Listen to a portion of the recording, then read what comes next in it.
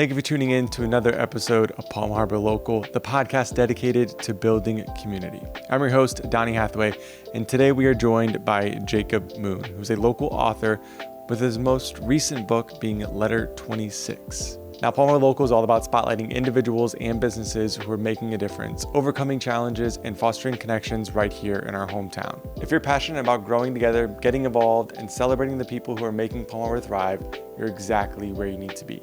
Now, in today's episode, you'll discover how long it took Jacob to write his first book, where Jacob gets his inspiration for his writing, and the difference between self-publishing versus traditional publishing.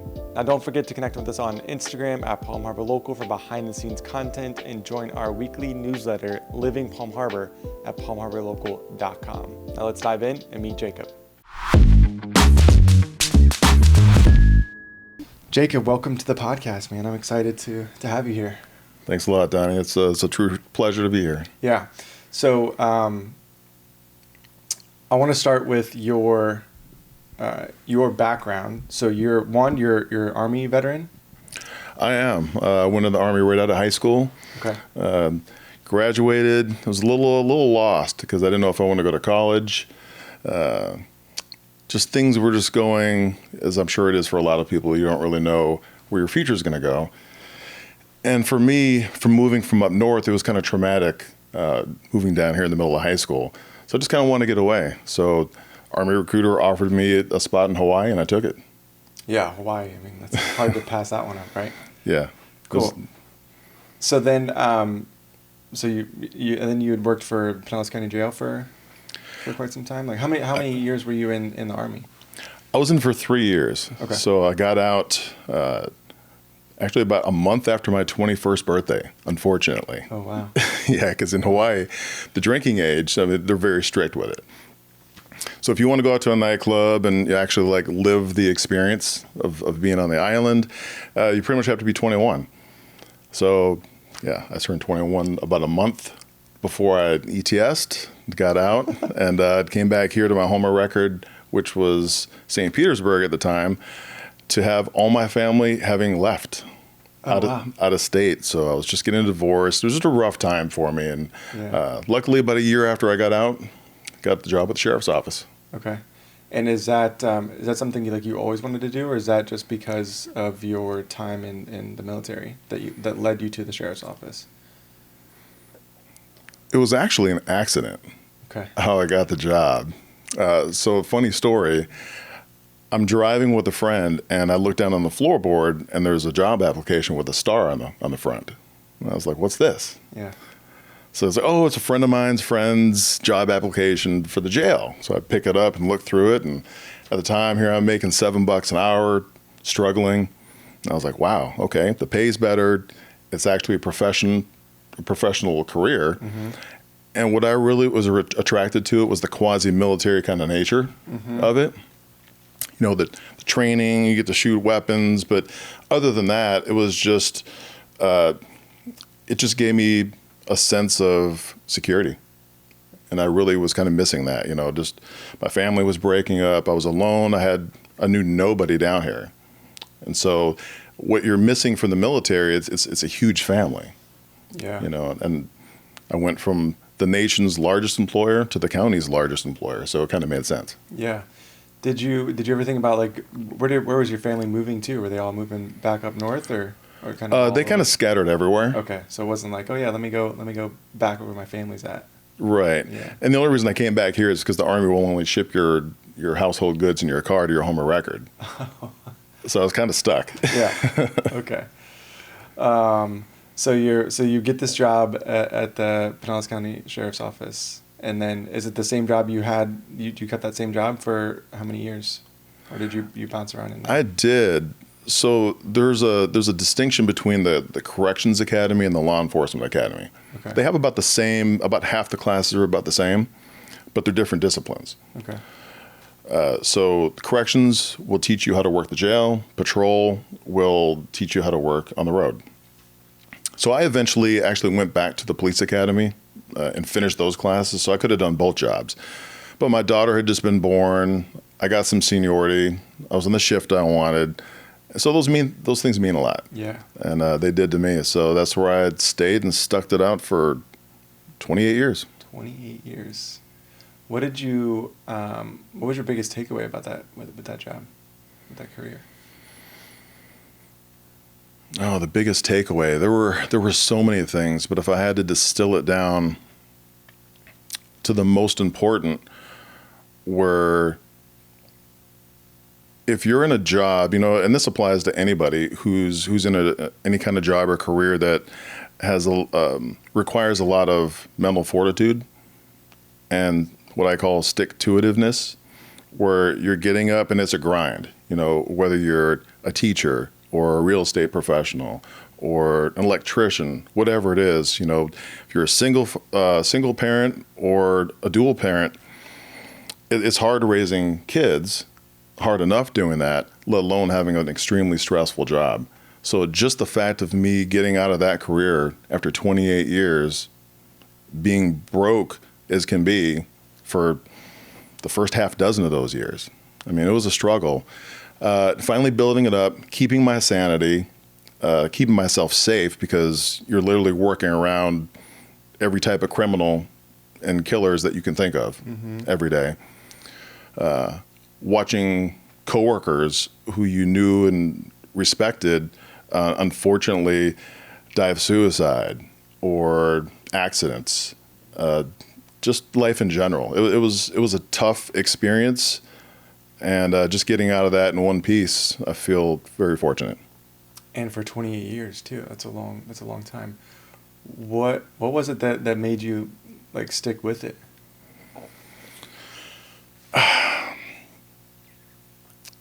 Mostly was the security. Yeah. So it's a tough job, but it's not all bad. So the benefit package that the sheriff's office offered really can't be beat in the civilian sector. Not that I could find. So the retirement in itself is motivation to stick it out, because basically, you know, I went in at 22 years old, and it was either 25 years of service or when you reached age 55, you could retire with a full pension. And when I compared apples to apples from the military retirement to the sheriff's office, which is the Florida State retirement system, the sheriff's office won out every time. And I get to go home and sleep in my own bed every night. Yeah, that's always nice. Yeah. What was your day-to-day like with that job? So the first half of my career, we were on 8-hour shifts. The second half, 12-hour shifts. And you can bounce around to different divisions. But the day-to-day, you're dealing with county prisoners. And basically, there is a distinction between the county jail and state prison. Okay. So everyone that winds up in state prison started out at the county jail. Okay. So we were dealing with everyone from the petty thief to serial killers. And you got to keep your head in a swivel. You have to know how to talk to people, for sure, because you don't carry guns in the jail. Yeah.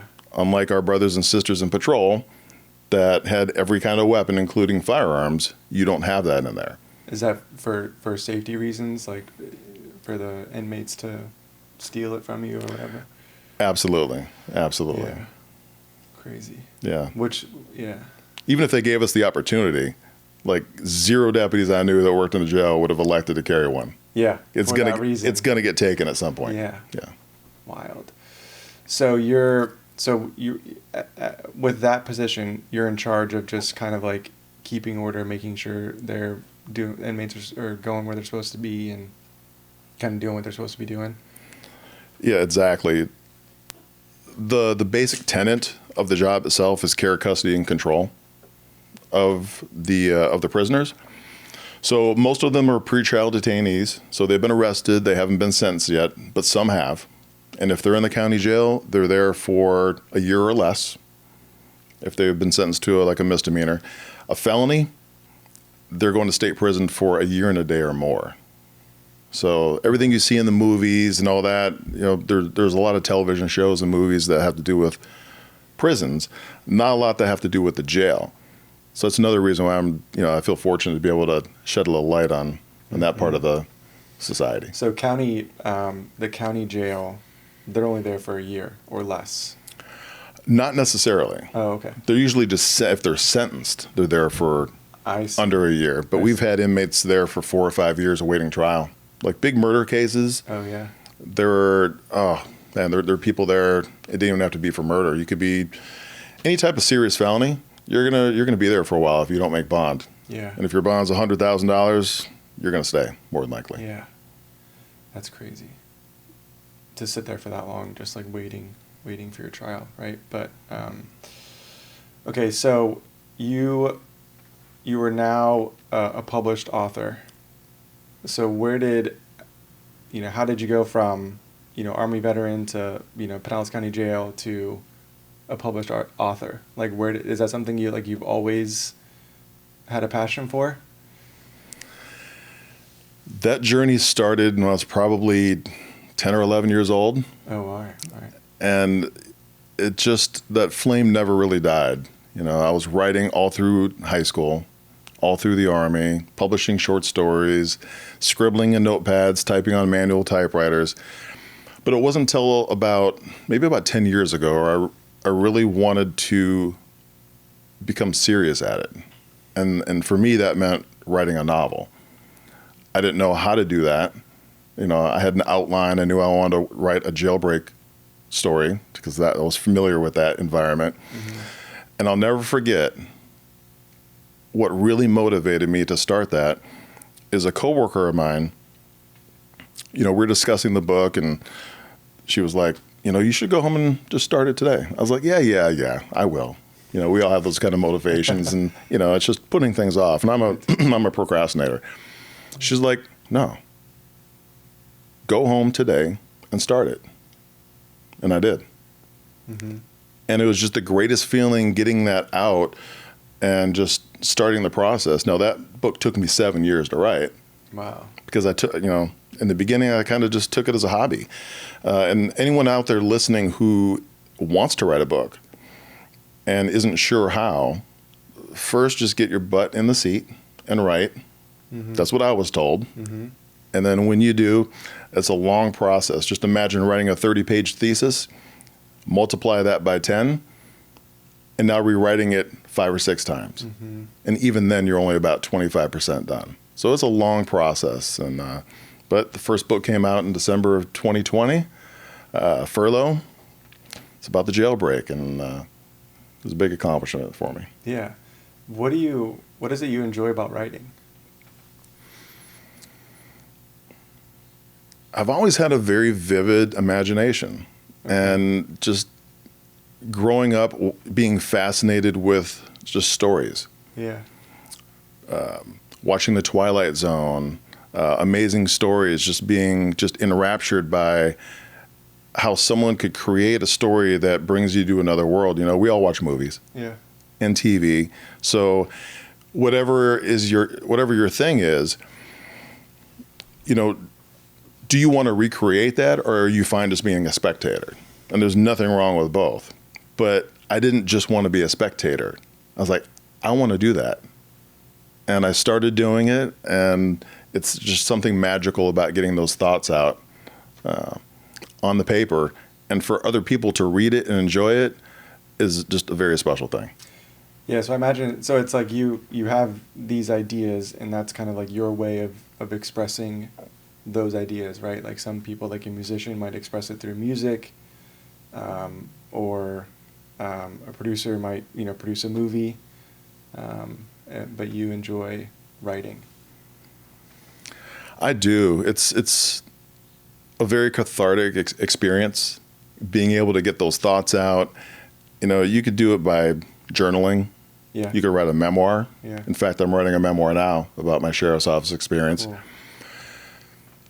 And it helps me process just a lot, mentally, emotionally, psychologically.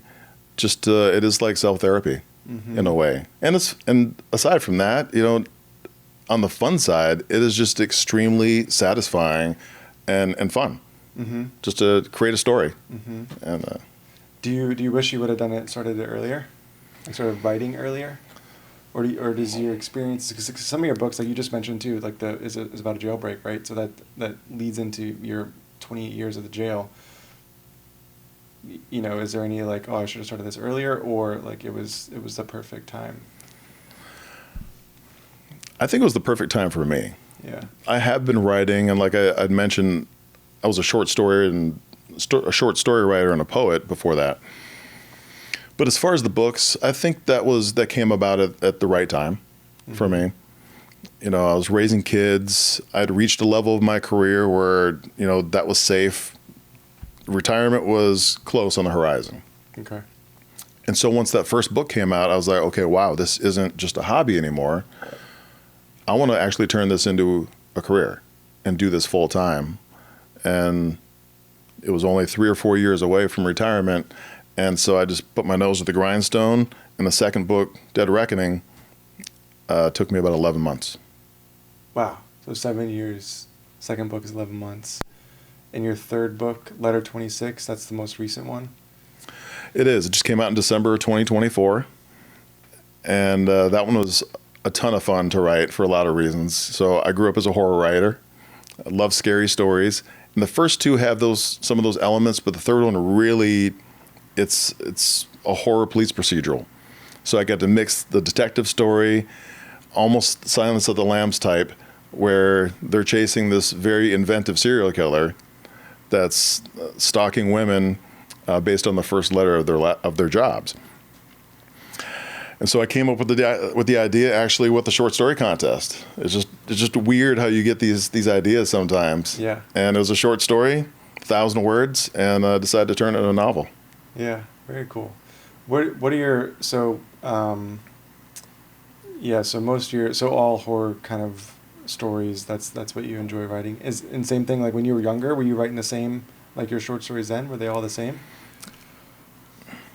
Actually write in all genres. Okay. But horror is just one that I think I write the best. Okay. Or I should say maybe enjoy writing the most.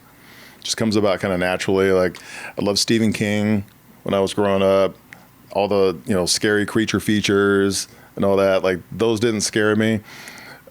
It's just being able to create, it's not just about instilling fear. It's, you know, like in Letter 26, yes, it's the scariest book I think I've written by far. And there are some very serious issues involved in that.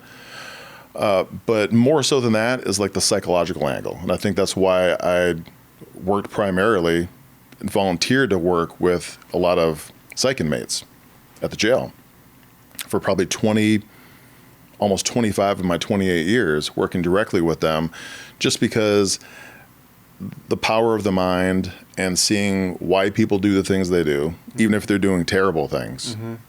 Is it nature or is it nurture? And a lot of it, at least in my experience, was the nurture. What happens after we're born with our childhood experiences, childhood trauma. I'm sure a lot of us have dealt with it. I have, and I've had family members and friends who have. And so being able to express that through writing and in a story, even if you're writing about a bad guy, like the killer in Letter 26 is doing despicable things. And just because what happened to him as a child mm-hmm. kind of created this monster doesn't excuse it. It just kind of helps explain it. Yeah, so you're using your books to kind of highlight that, right? Like the mental struggle that people go through. Yes, yeah, absolutely. And so tell me about your experience working in the jail. So your experience, like, working with those inmates, it's from their traumas or from their upbringing or childhood in some way, and it's, you know, led to their current state, their current situation? Yes and no. Yeah. So I don't pretend to be a criminologist. I don't have, you know, letters after my name. I'm certainly not a psych doctor myself, but I do feel like I'm an expert in the realm of just the actual behavior of inmates and from working from every class of inmate. I'm proud to say that in my 28 years, I worked every single day in the housing units or in the booking desk. So I had direct contact with inmates every day. Never worked in administration, no knock on that. But I think what it did is it just gave me an immense amount of experience with criminality in general. But to your point, yes, there's a segment of the inmate population that had a bad upbringing. Mm-hmm. Single parent or no parent home, living in an impoverished area, surrounded by crime. Yes, absolutely. But there were also high-powered executives who are wealthy who murdered their ex-wife and her new lover. Mm-hmm. There was the young kid, probably a year or two younger than me when I started at 22, who came from a well-to-do family. Dad was a doctor. Mm-hmm. Silver spoon kind of situation. Killed his girlfriend in a failed murder-suicide, decided not to do himself. And here he is just sitting there in a cell, convinced that he's going to be acquitted just because that's how he was brought up, with privilege. Yeah. Right. Parents got me out of everything. I've got all the money I could want, driving a BMW to school, all this or that, whatever. And it was just a very sobering thing for me to realize that it's not just the poor person of color or someone who didn't have a good upbringing who goes to jail or prison or does bad things. Really, everybody does. Mm-hmm. Do you think there's some aspect of even the privileged kid that maybe his experience wasn't surrounded by other criminals or whatever, but just there was some aspect of his upbringing that wasn't nurturing, I guess, and loving. So maybe that's his kind of reasoning for having that mindset of what he did. Investing is extremely important, but it can also be somewhat confusing. With taxes, asset allocation, stocks, bonds, and funds, to know what to do with all this could be overwhelming. Jacob Wade is a financial coach and will work directly with you to put together a roadmap for your money, for life. Jacob has built a name for himself as a finance expert, and you can find his writings in places like Forbes Advisor, Money.com, Investopedia, and Time.com. But he has a passion for helping people create a clear and simple investment roadmap to buy back their time and retire with confidence. If you could use a financial coach on your team, then simply go to palmharborlocal.com/roadmap to book a call with Jacob today and see if hiring a financial coach could help you crush your 2025 goals. Don't wait to have that same feeling next year of not hitting your financial goals. Connect with Jacob today and let's make 2025 your best financial year yet. That could be the case. Yeah. I also think, and I try not to be cynical about this because, I try to judge things at face value and not generalize. It's important not to ever generalize any situation. And it's hard not to do that when you're working in any kind of profession and you see the same types of things being repeated. Sure. But boiling it down, I could just say as simply as this, that oftentimes, and this is the scary thing about jail, prison, or really anything in life where there's serious consequences. Sometimes it just boils down to one bad decision in an isolated situation. Mm-hmm. And that's really the unfortunate thing about it, because I've seen so many wasted lives and just great opportunities that, are gone forever. Like the kid I told you about, he could have gone on to be a doctor himself, followed his father's footsteps, or, cured cancer, mm-hmm. or gone into real estate mm-hmm. and helped people find homes, or written books, or whatever it was. But he'll never get that opportunity the way in the traditional sense, because he'll spend the rest of his waking life in prison. Mm-hmm. And it's just, I don't know his story. And there are so many inmates. I've probably dealt with hundreds of thousands of inmates that got booked into the jail.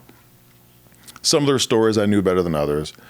Some are easier to kind of distinguish how they got there. They've been arrested 50 times. Yeah. And the recidivism is just crazy, and they just refuse to, judge gives them chance after chance. Yeah. And they're getting out, and they come right back in 2 days later. It's just, okay, you're just never going to learn. Yeah. And then you have the other kid, or whoever it is, young woman, who was a straight A student. She gets into this thing with another rival about a boy, and she goes over and, a fist fight turns in. She brings basically a knife to a fist fight. Wow. 20 years. Just like that. So it's like, you could say you're fortunate because you're going to get out and only lose 2 decades of your life, but think about that. That's 2 decades of your life gone, living in a cage, having other people tell you what to do. It's brutal. It is. Have you noticed any changes since when you first started in the jail?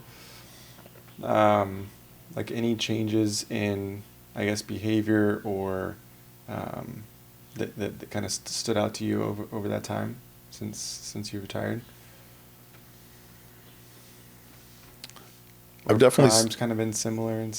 Yeah, I've seen differences, say, for instance, with the types of drugs, for example.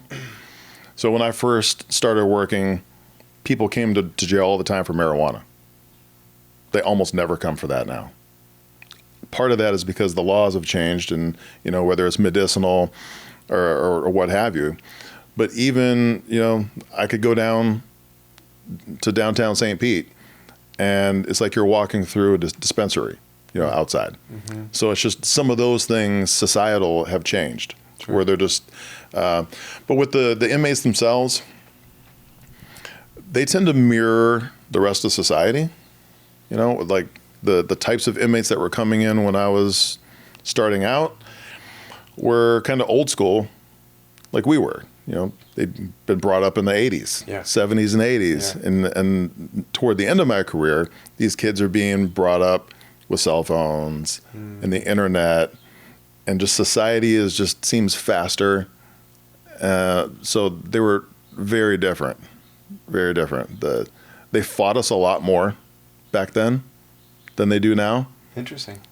Yes, that was a strange thing to see happen, where things seemed to be much more violent back then. Part of it could also have been the jail policies that we had. We also were in the old school era, so things tended to just work differently on patrol as well. Mm-hmm. There were no cameras back then. Mm-hmm. And not to say that anything we were doing was wrong. It was just, we also didn't have any weapons. We had no tasers, no OC. So you have a radio and a pair of handcuffs. And you're walking into a cell, and someone balls their fist and says, "It's on." You're not talking your way out of it at that point. You're fighting your way out of it. Yeah. Yeah. Yeah, that is interesting. All right, so let's jump back into your books. So the 3 books that you've written, you've self-published all of them? I have. And did you ever think about what led you to self-publish versus let's start there. What led you to self-publish your books? So my main editor, great guy, his name's Jason Pettis. He used to run a small press. So he's a wealth of knowledge. Not only is he an editor, but he gave me advice on pretty much every step of the publication process. And one piece of advice he gave me, which I'll also extend to anyone else who's listening who wants to write a book, is if you're serious about getting a publisher and going traditional, less is more. So Furlough, my first book, was 550 pages. That was never going to get picked up by an agent or a major publisher. They're looking for a word count under probably 90,000, 80,000 words. And Furlough was almost 190,000. Oh, wow. Right. So that was my main motivation to self-publish. And also I was new. I didn't really know how to get an agent, and I just wanted to get it out. Yeah. I was excited. You know, I'd spent all the 7 years to write this, to edit it, hired a cover artist, hired a formatter. So I get this idea that I've had, and now it's in a book form. And just the thought of getting an agent who might take me on, and even then might find a publisher. It could take 2 years to publish. So I wanted it out now. And that's one of the biggest advantages of self-publishing is you have ultimate control over your project. And if your book is finished today, you could conceivably, as long as you have the files, the proper files, you can publish it tomorrow. So what's the process for writing and publishing a book? Kind of like, big picture, like what does that process look like? As far as self-publishing? Yeah. Or and then like in traditional publishing too, like what's the difference? And is there a benefit? I feel like self-publishing has maybe become like more, like I've heard that word like thrown around more often in with some books. So I don't know if it's like easier now because of technology and the availability of resources and whatnot. And maybe it's not any more common, but what are your experiences? It's much more easy today than it was 10 years ago. Yeah. And 20 years ago, it almost didn't exist at all. Okay. You had to go through a vanity press, and then you had to worry about, are they going to take your rights? Are they going to steal your work? And it was looked down upon if you self-published 10, 15 years ago. You weren't a real author unless you were with a traditional publisher. So just in a nutshell, traditional just means that there is an established publisher who publishes books, and the gatekeeper to get to them is the agent. So it is possible to send directly to some publishers, but the majority of them, especially the big five, Penguin Random House, Simon & Schuster, and the type, they will almost always just go through an agent, which is very difficult. My last book, Letter 26, is the only of my 3 books that I try to get an agent. And you query them with like a 1-page document saying this is what the book's about, this is my background, these are the comp titles. You'll query them and they can come back and say yay or nay. Well, I've queried 50 agents and got 50 rejections. Wow. And that's a very common thing. So I was just at a writing or a book fair yesterday, and so many authors I spoke to had the same story. Rejected 70 times. Famous novelists, Stephen King, J.K. Rowling, Harry Potter, she rejected 100 times before she found you just need to have one person say yes. Yeah. So what are they looking for? Like, what is the agent looking for? Like a story they believe in, or the story that they think will do well and sell a lot of, because I'm sure they get a cut of the sales or whatever, right?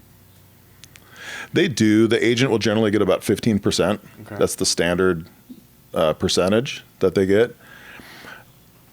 It's so nuanced with agents and going traditional that a lot of times you could write the best book. The agent could love it. But if they just published a book or 2 books like that, or they feel the market is oversaturated with that, then it doesn't matter what the story is, how well it's written, you're probably going to get the rejection. Unless your name is so prominent to where they're going to sell the book. It doesn't matter if you write a story on a napkin. But with self-publishing, it's absolutely much easier nowadays with the advent of Amazon. You could write a book and publish it for literally nothing, no cost. Yeah. No, they'll take their cut, obviously, But it's a very complicated process. On my website, I've got a blog that kind of gives like the nuts and bolts of it. It's writerjake.com. And there are obviously tons of other resources out there. You could just Google how to self-publish a book, different podcasts. YouTube is a huge resource. You could learn to do, I mean, you could almost do brain surgery nowadays. Right. Isn't that crazy? Yeah. Yeah. Yeah. So self-publishing, like, let's go back to that, like that process, right? So you have a story, you've written a story. Is there, and then what are the next steps after that? So we'll assume that you've written the book. Yeah. It's finished. A lot of different steps. First and foremost, you want to get it copyrighted. So once you have it copyrighted and you want to actually get it into print, being the self-publisher, you're in charge of your own business. You are the publisher. So at a major house, they've got editors, they've got cover artists, they've got formatters and all that. That's your responsibility. Most people don't know how to do all that. I certainly didn't. So it's incumbent on you to make those hires. So I went online. The company I used, or the website I used, was Upwork.com. Mm-hmm. They've got freelancers of everything you can. If you want to build a website, web designer, editors, what have you. So that's where I found mine, as well as my formatter. And you vet them, and you agree in a contract, a time frame, and they'll give you your files that you need, as well as a cover. Find a good cover artist. So as long as if you just want an ebook, they'll just send you an ebook file. Okay. You at least need an ebook cover. If you want it into print, you'll find someone that'll give you the print cover. And once you get that file, you're ready to go. You just go through Amazon, Apple Books, Barnes & Noble. Ingram Spark is another really good distributor if you want your books in bookstores. And mainly with Ingram Spark is because most bookstores will only order books if they're given a wholesale discount. Mm-hmm. So if you're just publishing on Amazon, you can certainly do that. But if you want to possibly get into a bookstore, the first thing the bookstore is going to say is, are you on Ingram? Mm-hmm. And if you're not, then it doesn't make sense for them to do business with you, because then that forces them to buy retail plus shipping, and just to turn around and sell it for retail, they're probably losing money. Yeah, that makes sense. So once you have, on Amazon, like they print the books themselves, or how does that work? Like how do they get to the physical copy of a book? Yes. So say you're a reader and you want to buy any book out there. Yeah. Then you'll order it on Amazon. It's print on demand. So there's not a big warehouse that Amazon has full of, millions of different books. Yeah. You'll order the book, and their print plant, wherever it is, will literally send the order there, and they'll print it right then and there. Wow. And ship it to your house in probably a couple days. Crazy. Yeah. So whether it's like a hard copy or a paperback, like they have all that set up, I guess, to print on whatever that author has designated. Pretty much. That's how it works. Because you can imagine there are millions of books available. If you went on Amazon right now, like physical hard copy books, multiply that by tens of thousands of authors who are publishing every year, and you can imagine the warehouse would like take up city blocks. Yeah. And that's just not doable. So with modern technology now, the print on demand, that's just the way it works right now. Much different from a brick and mortar bookstore. Obviously, they have the books there. Yeah. But they only have a few thousand copies. There are literally millions of copies. And then, they just will print them and send them right to you. Yeah, that's pretty cool. pretty amazing but it makes sense, right? Like you can't have that a warehouse full of books that may or may not sell. Would you, your next book, so I imagine you have a fourth one that you're writing right now? I do. It's my memoir based on my sheriff's office career. Okay, cool. So will you self-publish that one again? Or will you do traditional publishing? Only if I have to. Well, my last experience was very emotionally trying, which was ironic because you think that as you progress in your career, whatever it is, that you get better. Yeah. But sometimes the more you do something, the less you really know. And I found that out, made some mistakes. But yeah, it's definitely an option. And at least I feel like I'm learning from my mistakes. Yeah. And it's not just the difficulty of doing it, because I can certainly do it again. It's if you have a story that you really want to try to make or break into the mainstream, which I do, being a serious author, I could sell a few thousand copies. I can go to book fairs like I did yesterday. I can sell myself.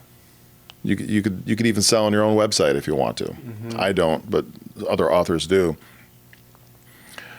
But to get my book into brick and mortar bookstores, or just to be a household name, for me, it's not about the money or the stature.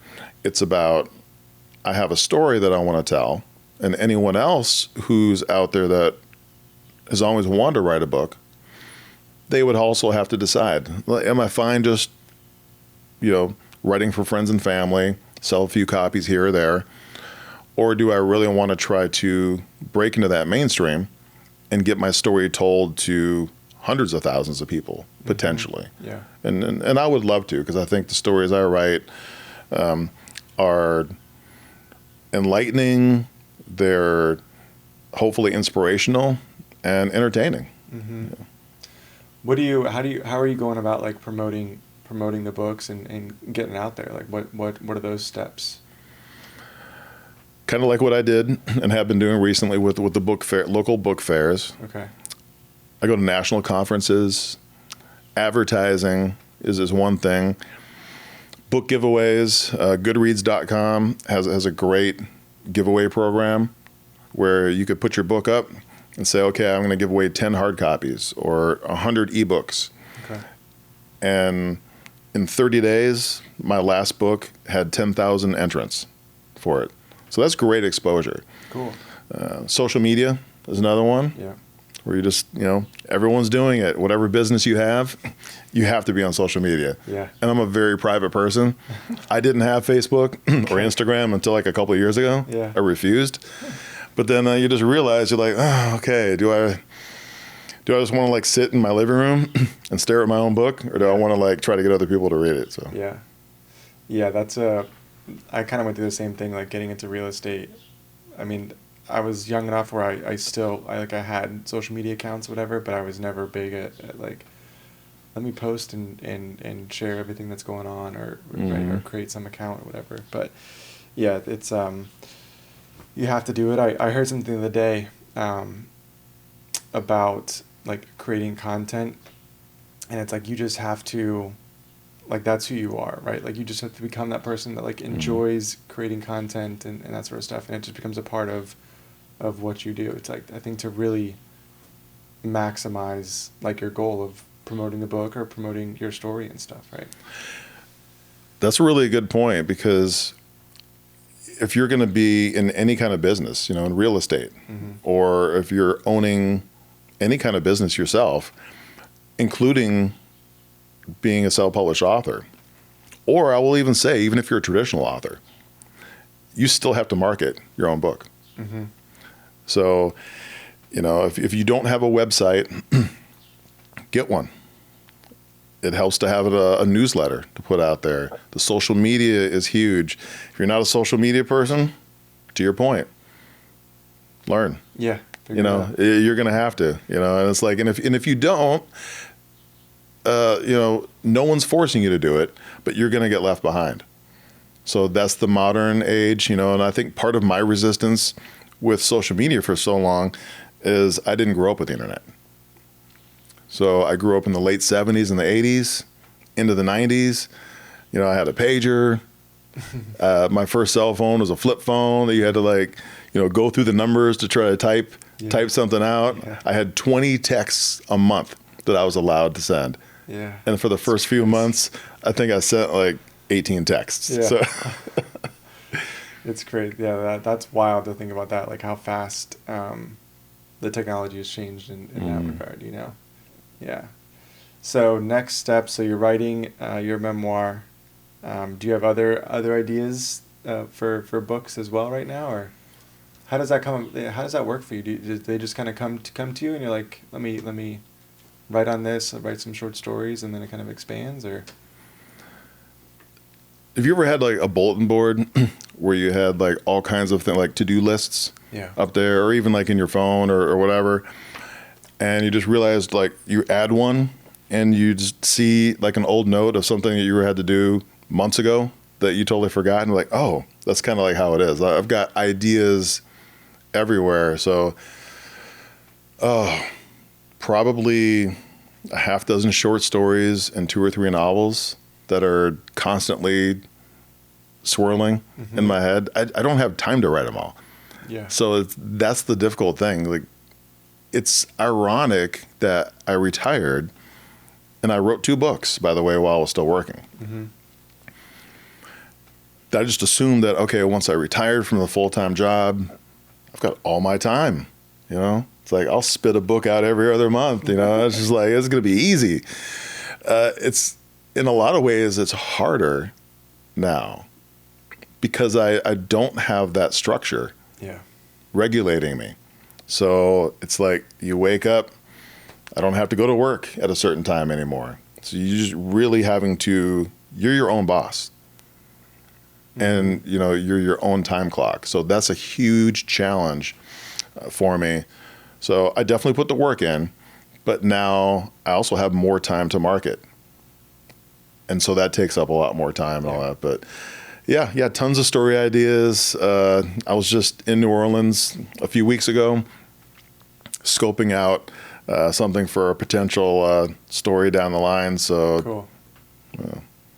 Yeah, that's pretty neat. So, well, thanks for being here, man. I appreciate you coming on to kind of share a little about your story and stuff. And it's been great being able to chat with you.